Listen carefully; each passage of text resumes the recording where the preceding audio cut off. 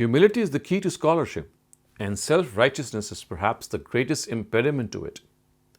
In the study of religion, contemporary Muslim scholars have generally adopted the latter approach. It is my opinion that this approach has contributed significantly in promoting sectarianism and dogmatism. A student admitted to a conventional madrasa is indoctrinated with the notion of self-righteousness throughout the years he studies there. From the very first day, he is labeled as an orthodox follower of a particular sect. His destiny seems to be carved out beforehand as one of a devout denouncer of every other sect and an ardent acclaimer of his own. He is made to believe that only his brand of beliefs is in direct conformity with the Quran and Sunnah.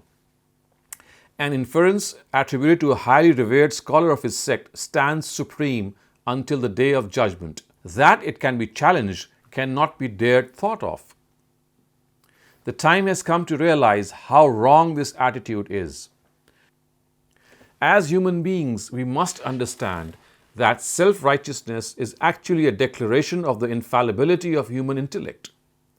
Obviously, no human being can make such a claim. So, if scholars want to become men of scholarship and erudition, they must abandon this approach. They should instead reflect, deliberate, and then humbly submit their inferences to criticism. They must always think that the religious opinions they present are not the last word. No scholar can ever be totally sure that he has stumbled upon the final truth in matters that require interpretation of the scripture. So he must keep his eyes and ears open and his intellect tuned to change for the better.